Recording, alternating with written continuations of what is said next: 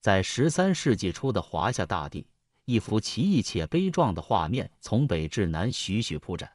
蒙古人如汹涌的风暴，猛烈地冲击着西夏，西夏则怀着复杂的怨愤，将矛头指向金国，金国又虎视眈眈地扑向南宋，而南宋唯有咬牙顽强抵抗。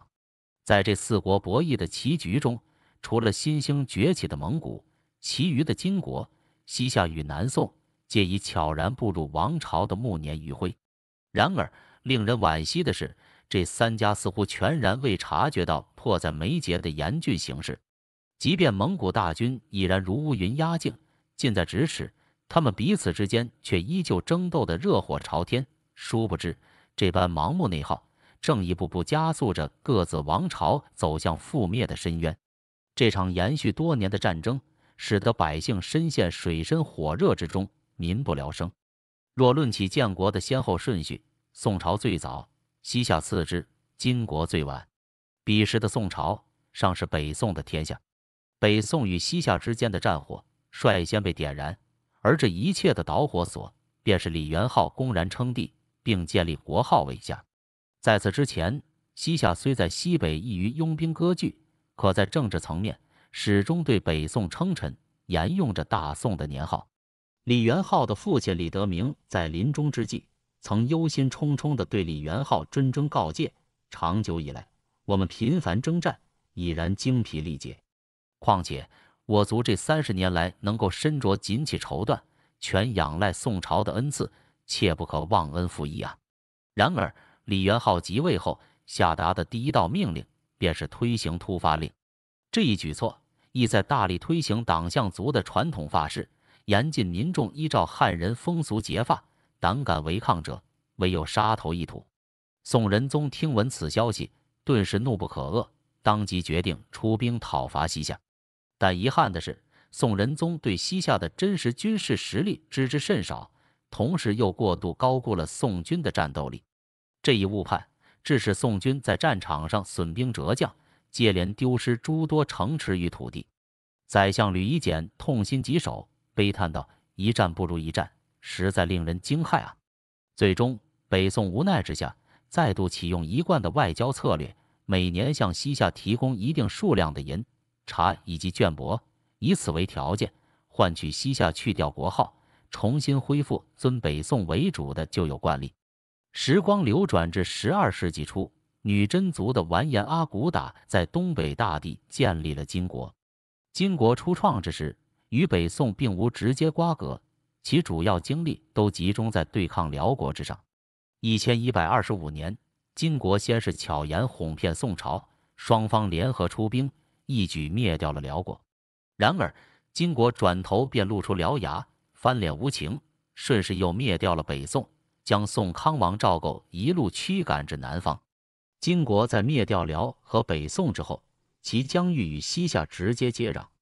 由于西夏曾出兵援助辽国抗击金国，并且在辽亡之后还收留了前来避难的辽天祚帝，金国对此自然是耿耿于怀，无法容忍，故而屡屡出兵对西夏进行敲打。西夏人同样心高气傲，对金国并不服气，双方互不相让，摩擦不断。而南宋刚刚立国之际，心中始终怀揣着收复中原的强烈愿望，因此常常联合西夏，共同攻打金国。金国则怀揣着一统天下的宏伟愿景，可惜自身根基薄弱，在持续的征战过程中，逐渐发现自身能力有限。无奈之下，金国只能面对现实，降低心气。就在他们彼此争斗不休之时，北方高原之上，蒙古人在铁木真的卓越带领下，如璀璨的新星，迅速崛起。蒙古于12世纪末13世纪初强势崛起，起初还向金国称臣。铁木真曾亲自率领部落参与金国军队平定蒙古塔塔尔部的叛乱，因战功赫赫，被金章宗完颜景封为札兀体忽里，忽里为官名，意为统领。1206年，44岁的铁木真成功建立大蒙古国，被众人尊称为成吉思汗。自此，成吉思汗开始挥师南下。在选择攻略目标时，成吉思汗首先将目光投向了实力相对稍逊的西夏。一方面，在铁木真规划的西征路线上，西夏宛如一颗难以绕过的绊脚石，必须予以拔除；另一方面，拿下西夏能够为日后的伐金行动消除侧翼的潜在隐患。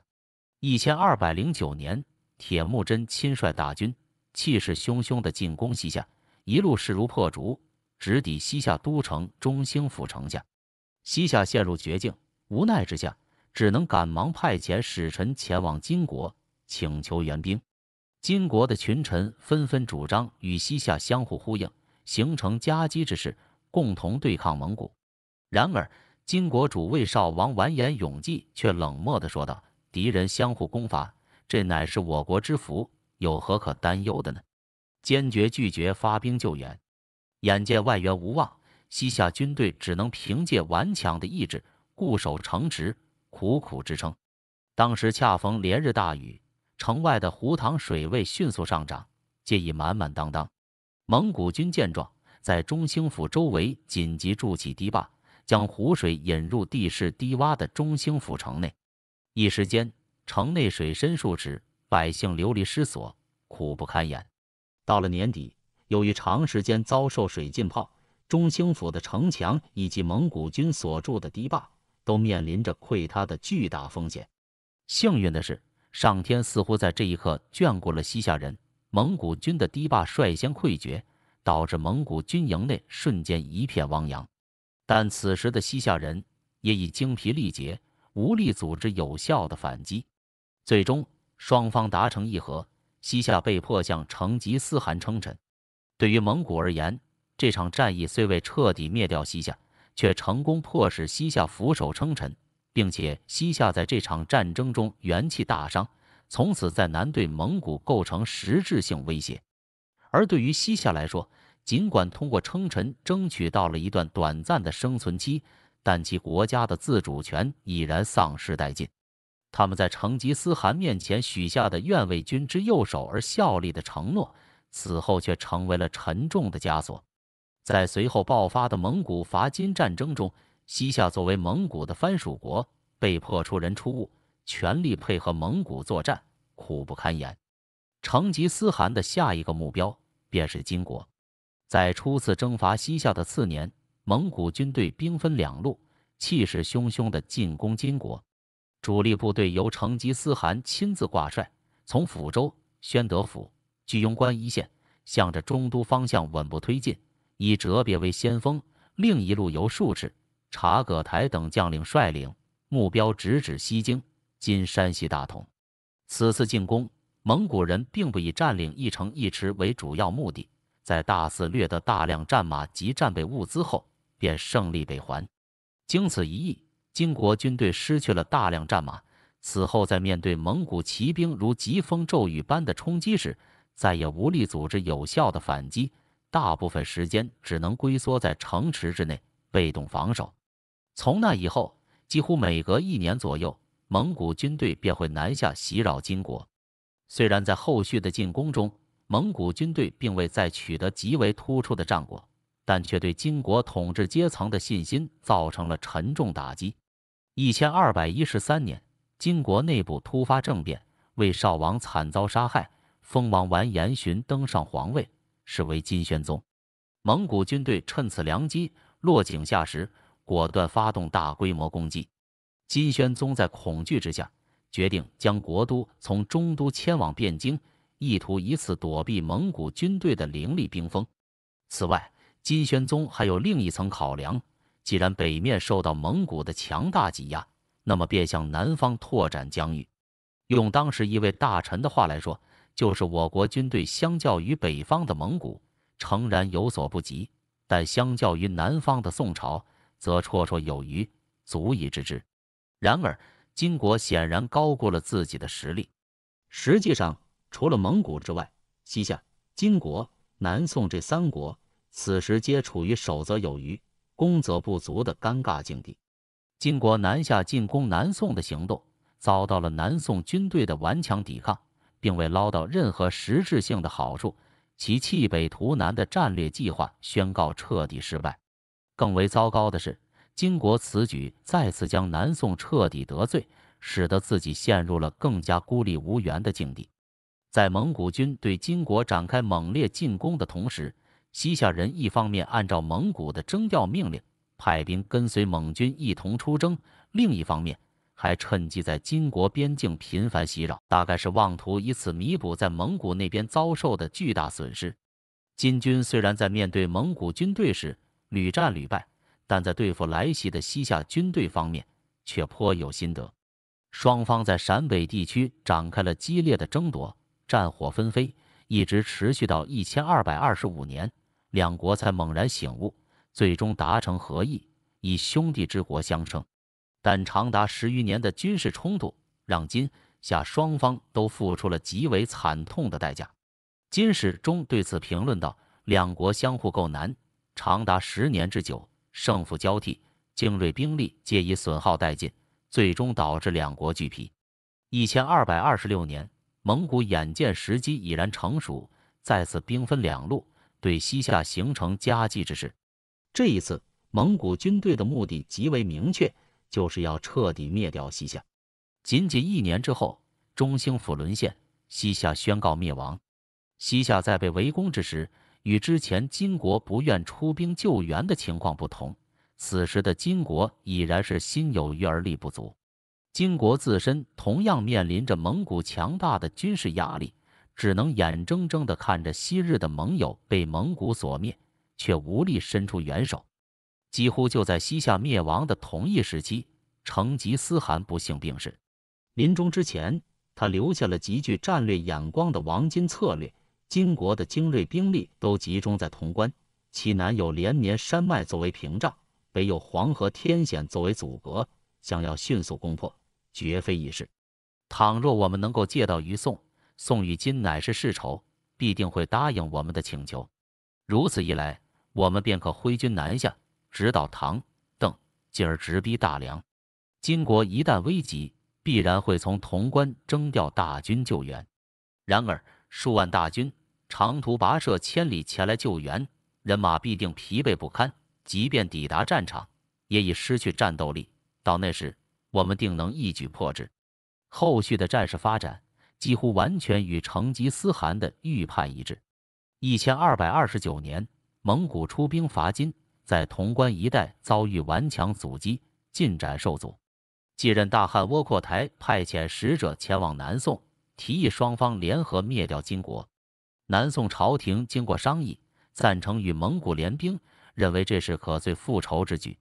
宋理宗随即派遣使臣前往蒙古军营，双方达成协议，约定灭掉金国后，将河南地区归还给南宋。1233年，金哀宗被围困于蔡州城，南宋派江海、孟拱率军前往蔡州，并运送粮草30万担援助蒙古军。次年正月，蔡州城破，金国宣告灭亡。金国灭亡之后，蒙古军队北还，依照约定将河南地区留给了宋军。南宋军队顺利收复东京开封、西京洛阳和南京归德，一时间，南宋朝廷的朝臣们动色相贺，沉浸在喜悦之中。然而，他们万万没有想到，蒙古人早已在洛阳城外设下埋伏。宋军进城后，遭到了蒙古军队的重创。开封的宋军见势不妙，为避免被围歼，马上仓皇南撤。仅仅不到半年时间，开封、洛阳便再次落入蒙古人之手。自此，蒙、宋之间正式进入战争状态。近半个世纪之后，南宋在崖山之战中遭遇惨败，最终走向灭亡。西夏在蒙金冲突之际，本有机会向西退回党项族的起源地，从而避开日后蒙古军队的致命冲击。然而，西夏却偏偏执意卷入这场纷争，甘愿充当蒙古的跟班。金国在最应当与他国联盟的时候，却错误地选择与西夏、南宋为敌，导致自己陷入腹背受敌的绝境。南宋原本距离蒙古最为遥远，倘若能够用心经营与金国、西夏的关系，本可为自己争取到大片宝贵的战略缓冲空间。然而，令人遗憾的是，他们都做出了错误的选择，反其道而行之。就如同北宋始终执着于从辽国手中收复燕云16州一样，南宋收复故土的强烈念头也从未有过片刻停歇。这种执念甚至在一定程度上影响了南宋对自身以及敌人形势的准确判断。13世纪初，宋、金两国在经历了几十年的和平相处之后，战火再度熊熊燃起，而率先挑起这场战端的正是南宋。彼时，金国的皇帝是金章宗，南宋的皇帝则是宋宁宗。金章宗对之前与宋朝维持的稳定关系颇为满意，始终遵守着双方签订的议和条款。他时常告诫朝中大臣，务必保持与南宋和平共处的良好局面。在派遣使者前往南宋之前，他往往会亲自召见这些使者，再三叮嘱他们要行事谨慎，切不可在宋人面前流露出以势压人的傲慢神态，以免刺激到南宋。然而，宋宁宗的想法却截然不同。他对祖辈签订的合约极为不满，认为南宋理应争取更高的地位。在主战将领韩托胄的大力支持下，南宋开始积极筹备军事行动，厉兵秣马。1206年5月，宋宁宗正式下诏向金国宣战，宋军全线出击，一时间战火燃遍边境。金朝迅速调兵遣将，予以迎头痛击。结果仅不到半年时间，金军便成功转守为攻，9路大军在各个战场上全部取得胜利。这场战事的最终结果是宋、金两国再次达成议和。在金国的强硬要求下，韩托胄作为发动战争的主谋，惨遭杀害。南宋继续对金称职，每年缴纳的岁币增加到30万，同时还要赔偿金国军费300万两白银。事后，宋宁宗曾无奈地感慨道：“恢复故土，这难道不是一件美事吗？只可惜我们实在是自不量力啊！”事实上，这的确是一次既对自身实力缺乏清晰认知，又对敌人实力估计不足的盲目军事行动。正所谓大势已去，大事难成。在这段充满纷争与血泪的历史往事中，终究是军事实力最为强大的一方成为了最后的赢家。而在这场漫长且残酷的4国追逐战中，无数百姓流离失所，家破人亡，他们的生活陷入了无尽的黑暗与痛苦之中，成为了这场战争的最大牺牲品。这段历史也时刻警示着后人，战争带来的唯有毁灭与伤痛，和平才是人类永恒的追求。古代的那几个开国君主，最初啊都是这个藩镇节度使这一类的人，而他们的臣子当中呢，一大半啊都是过去他们的老同事、老战友。这些人呢，个个手握重兵，野心勃勃，为了笼络这样的群下，所以说五代多数皇帝，他们上位之后啊，只能对这些人呢厚加赏赐，加官进爵，或者呢互相结成姻亲，以此呢就来换取这些臣子、这些大将对皇帝的忠心。即便如此笼络，这些赳赳武夫还是抱着那种天子轮流坐这样的想法，每隔几年就要搞一次兵变，运气好的呢就直接上位改朝换代了。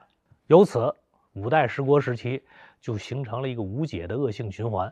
而五代十国的君主呢，那些帝王大部分都出身草莽，没多少人受过什么正规的儒家教育。包括后唐明宗李嗣源，他在五代帝王当中呢是以明君著称的。令我们后代人感到非常愕然的是，这位明君这李嗣源啊，竟然是大字不识。经过种种分析，我们就可以发现，五代十国的政治道德在这方面是非常缺乏的。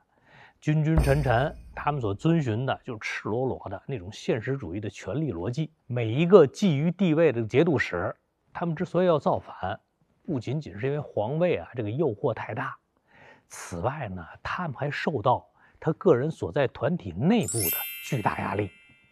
五代十国称王称帝的那些节度使和他们的亲信，不仅仅是单纯的上下级关系，实际上呢，一直处于一种老哥们儿合伙创业，这种跃跃欲试这样的状态。每个节度使名下那些广大封地和他们手下彪悍的那些军人，等于呢就是他们的账面资产。一旦这主家夺取皇位了，等于这个团伙这个公司就成功实现了上市敲钟了。从公元907年到公元951年，陆续呢就有5个军事集团这个成功实现了他们的 IPO。在如此的榜样力量之下呢，每一个骄兵悍将，他们肯定都在想，下一个成功上市当皇帝的，凭什么就不能是我呢？而且这每次改朝换代之后呢，都会有一大批人因为机缘巧合这种突击入股，获得了超额的奖赏。相比那些老老实实的熬金工做实业，一刀一枪拼功名，背叛和反叛还更加省心省事儿啊！完全值得大赌一把。为此呢，身为5代人物之一的赵匡胤本人也很清楚，即使他自己不想当皇帝，他那些兄弟们也都会按耐不住，一直是推波助澜。所以就在公元960年这一年，赵匡胤呢就完全复刻了9年前后周开国皇帝郭威那种做法。他先是派人散布契丹入侵的消息，然后呢趁着恐惧之风弥漫之际，忽然就把开封的禁军拉出城表演这种出征这个契丹的把戏。接下来呢，就在那陈桥驿，似乎他本人呢在酣睡之中就黄袍加身了。郭威先前成功的大戏再度上演。接下来赵匡胤就率领大军进军开封，逼迫柴荣的儿子呢就禅位，近乎兵不血刃，终结了后周王朝。而在当时呢，赵匡胤的身份我们都知道是殿前都点检了，也就是这个禁军总指挥。他还有另外一个这个官称是什么呢？是兼任归德军节度使。而后周的归德军治所就位于河南的商丘，这个地方呢正是春秋战国时期那宋国的属地。一直以来呢，这地方也算是人杰地灵吧。所以赵匡胤得位之后自然觉得这个地名挺吉利的，因此他自己开创的新王朝就叫宋了。所以呢，赵匡胤他之所以能够成功坐上帝位，基本上呢还是遵循5代时期标准的那种篡国指南，等于是按部就班走了一下程序。显而易见，这个命运呢还是特别青睐这位勃勃武夫的。也正是因为呢后周的开国皇帝郭威还有他继任人柴荣呢，这2人去世都很早，赵匡胤夺权的速度才能够骤然加快。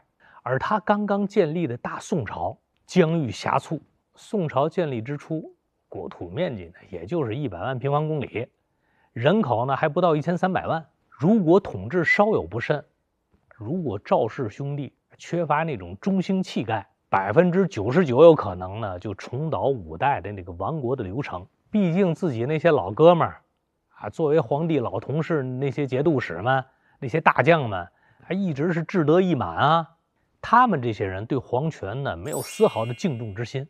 但凡赵匡胤当时随波逐流，沉溺于享乐，我们今天的历史书很有可能呢就是6代、7代、8代，而不是5代了。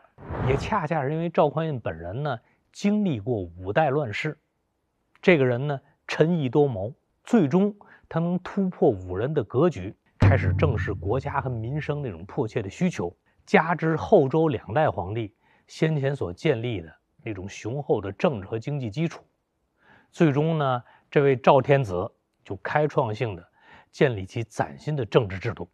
赵匡胤呢，匹夫而为天子，绝对是时势造英雄。而赵皇帝殚精竭虑，敢于进取，继而就实现了什么呢？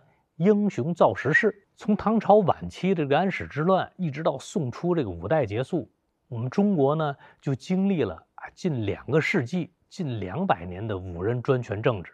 在近200年的时间之内，争斗不休，山河残破，民生凋敝，最终横空出世这个大英雄赵匡胤一举就终结了延续已久的乱世。朱温和这个唐朝的河中节度使叫王崇儒呢，这个大将，在这个一番较量之后吧，他深刻意识到，大哥，皇朝这个所谓的大齐政权迟早要完蛋。于是呢，他心中打起了退堂鼓，打起了小九九。但这时候的朱温呢，你要说明面上，他肯定不能马上就公开背叛皇朝，所以当时他内心挺纠结的，挺挣扎的。毕竟黄巢这位老大哥，这黄皇帝对他自己挺好啊，尤其是先前他攻下南阳之后，凯旋长安，黄巢身为帝王，身为大齐皇帝，亲自出长安城迎接他，等于给足了他面子和里子。现在呢，如果自己马上背叛黄巢，将来呢肯定要背上不义的这样的骂名。但是，如果接下来接着跟黄大哥干，跟黄皇帝干，恐怕早晚也得把自己命搭进去。也就在朱温内心非常纠结的时候呢，发生了一件事儿，让朱温对这个黄巢，对这大哥，对皇帝产生了非常非常严重的不满。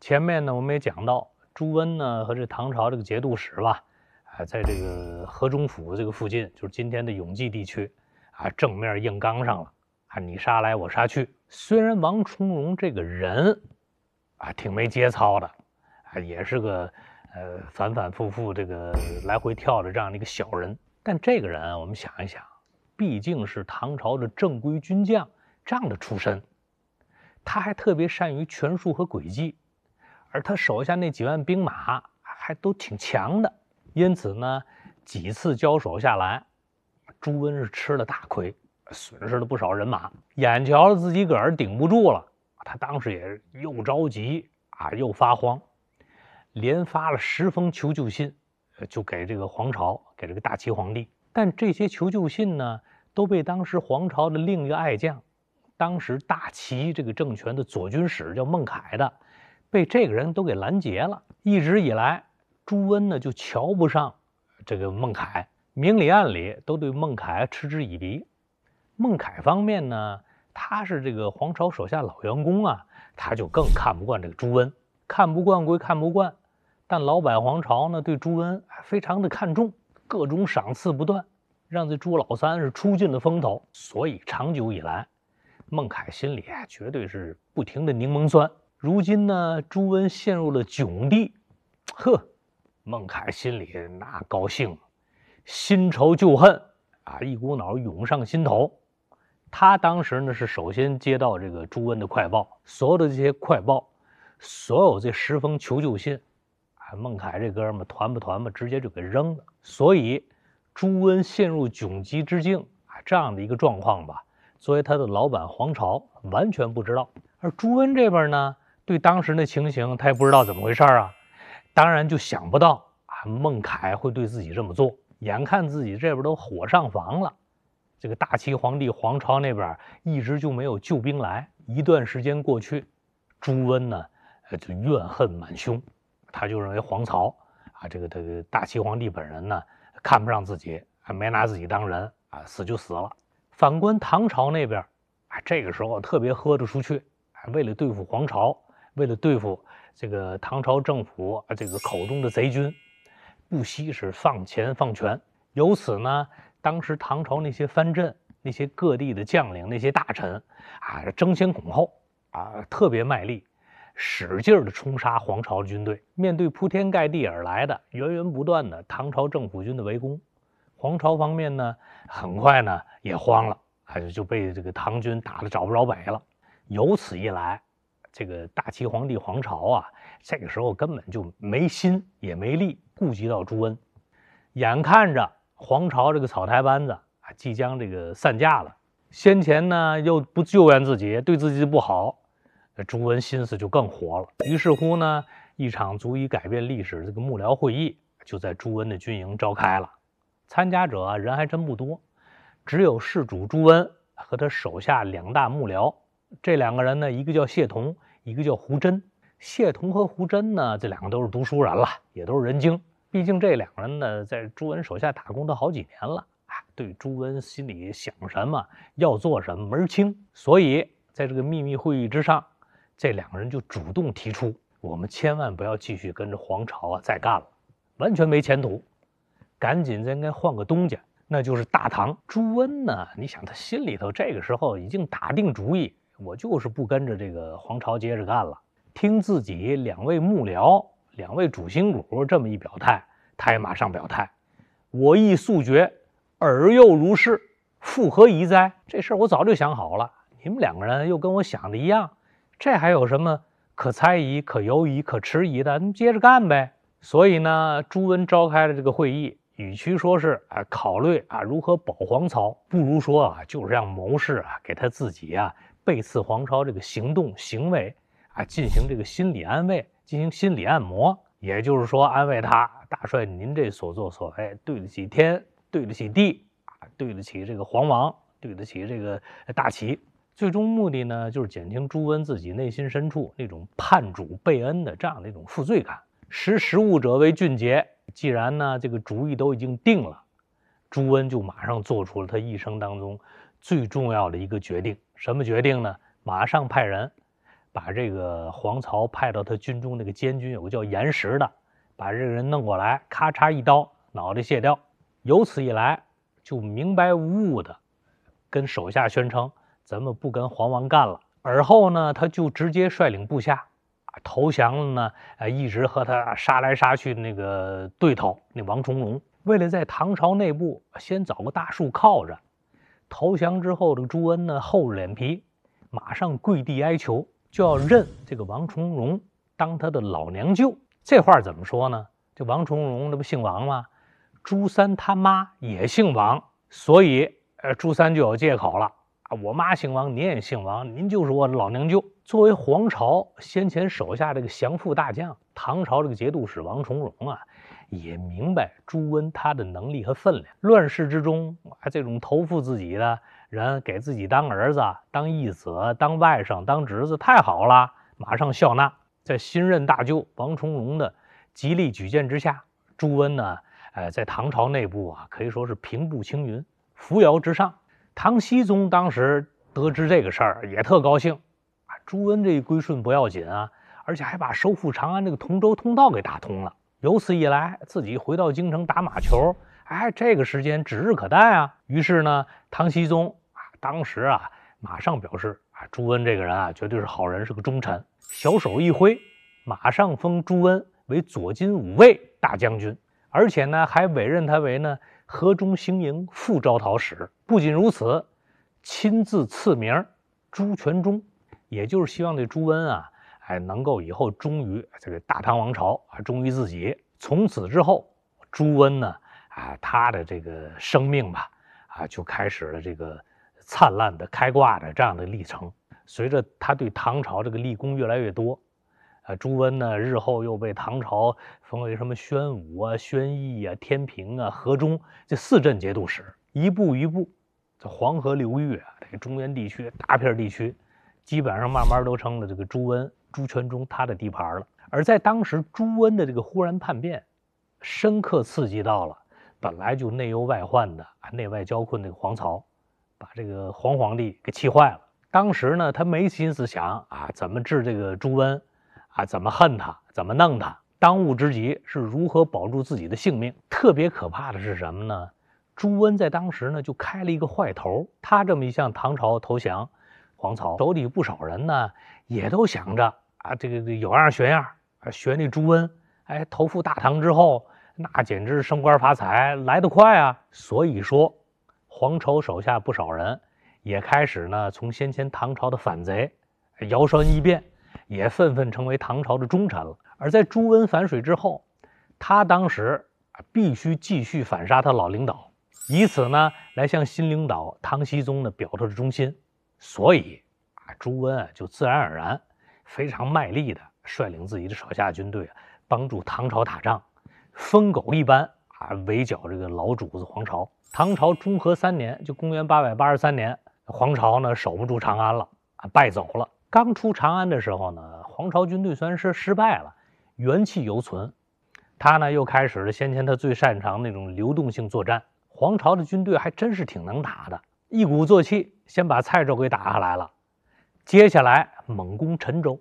而当时在陈州呢，唐朝有个这个当地的刺史叫什么，叫赵抽。这个赵抽呢还真是找抽，他本人呢还真就吸引这个黄巢的兵力到这个地方，而且事先他就预料到黄巢离开长安之后呢应该会来到他这里，因此这哥们呢很早就深挖洞广积粮，积极备战，耐心等待呢黄巢大军的到来。而当时黄巢大军进攻陈州的这个前锋大将是谁呢？正是孟恺。孟恺呢，我们前面也讲过，就是一直跟那朱温不对付的那个大将。现如今呢，朱温露出了他的贼面目这个已经背叛了。孟恺呢，当时心里是高兴大过忧虑，跟着黄巢出了长安之后在这个蔡州地区那些战役当中呢，孟恺要大显身手，所以当时这个人志骄意满，还真是那句话，人作孽不可活结果呢，一个不小心，这个孟恺就落入赵抽的这个圈套当中。一战下来，这孟恺呢，等于就被赵抽他手下那个唐军给干掉了，给弄死了。黄巢听说自己的手下爱将孟恺被赵抽他手下的唐军给杀掉了，悲痛万分，怒火中烧。当时亲自率领全军，驻扎在哪儿呢？驻扎在阴水。根据史书记载，绝堑五重，百道攻之。大方略黄巢也不讲了，就彻彻底底跟这赵抽耗上了。我就要把这个陈州攻下，我就把这个陈州的军民全部屠杀。赵抽呢也是个硬汉，他愣是扛住了黄巢的这种多次的报复性攻击，严防死守。所以说黄巢在这个地方攻了10个月，就攻这个陈州城愣没打下来。说起来呢也挺可笑的，你说这仗都打成这样了，都焦灼如此了，黄巢呢这个时候还不忘摆出他的皇帝架子。围城期间呢，他竟然这个陈州北面的城下建立了一座像宫殿一般的所谓的八仙营，立宫室百司，大搞排场，俨然陈州城下就是他一行宫。但所有这一切都无法掩盖黄巢缺粮的一种困境。我们要知道，几年下来征战频频，附近地区老百姓就根本没有机会去这个耕田生产。因此呢，随着这个时间的这个耗下来，黄巢军队当时想抢粮都没地方抢了。因为附近老百姓经过几年他即使藏粮储粮也没多少了。但是呢，缺粮少吃还真难不住黄巢的军队。这帮人呢开始四处搜索，他们倒不是搜粮，因为粮食也搜不到了。搜什么呢？搜那些他们能够见到的当地老百姓。但凡见到当地老百姓，无论是男女老幼全部把这些人抓回来，拉到军营之后，活生生的扔到一个特大号的石磨里碾碎，连皮带骨带肉，然后进行烤煮作为他们的军粮。出于当时那种发自内心的恶意，黄巢手下这些军人呢，还把这种人肉军粮的生产基地弄一个称呼。这个称呼一看还是一种戏称，叫冲磨寨。刚开始的时候，黄巢军队还只是就近抢人抓人来杀着来吃，但周边的人毕竟有限很快就吃光了。于是乎这帮贼军就把他的魔爪伸得更远。史书怎么记载呢？纵兵4掠，自河南许唐邓显郑卞曹徐等数十州，先辟其毒。因此黄巢这些军队就完完全全变成了一群吃人恶魔。这些人围困陈州将近10个月，竟然就吃了当地数十万的老百姓。陈州呢，就是今天河南的淮阳什么那附近的地方。陈州之战呢，其实还并不完全是黄巢和赵抽之间他们的对抗。黄巢当时真正的对手还是他的老部下老朋友朱温包括唐朝那个河东节度使李克用这类人。赵抽守陈州守了6个月之后呢，就派人突围去搬取外援。而唐僖宗派来援救的其中的一个大将，就是黄巢先前的小弟朱温，朱老三。但此时此刻，你让这个朱温率领他手下那些人马对付那个钱老板黄巢，还真有点够呛。而且他自己有私心，我不能把我自己家底儿拼光把黄巢给消灭了，我手下人打没了，那不行，怎么办？朱温也想着我也要搬救兵。结果呢，这朱温朱老三环顾左右周围实际上没有一个能指望得上的那些藩镇节度使。唐朝那些大将那些这个节度使个个私心甚重。至于唐朝那禁卫军呢，更是银样蜡枪头，个子很高，穿得特好类似就是搞杂耍的仪仗队，经看不禁用。于是乎朱温就干脆请了个远一点的这个伙计过来帮忙。谁呢？就是千里之外的李克用。李克用呢，他是沙陀族人从小这个马背上成长当时他的这个外号就是飞虎子。特别能打。而李克用呢，他从青年时代就瞎了一只眼，因此呢，他有个外号独眼龙。而且李克用手下呢，还有当时唐朝最精锐的那样的一支骑兵——沙陀骑兵。沙陀骑兵在当时的战斗力绝对是冠绝天下。先前那大唐各地联军之所以能够把黄巢把他这个大军打出长安，其中这支沙陀军就立有大功。所以呢，在当时李克用部下的这支沙陀这个骑军，绝对是黄巢的这个大克星。收到信儿之后，李克用呢，马上率领5万兵马，千里迢迢从这个河东地区赶过来，就跟这个黄巢死磕。李克用说句实话，他手下的军队虽然说是千里奔袭，但绝对不是吃素的，纵横绝荡，乘胜追击，连连打败黄巢手下的军队，就一直杀到黄巢的老家山东曹州的冤聚。冤聚这个地方在今天山东菏泽那牡丹区。大战下来，黄巢部众就被李克用的军队冲击得七零八落，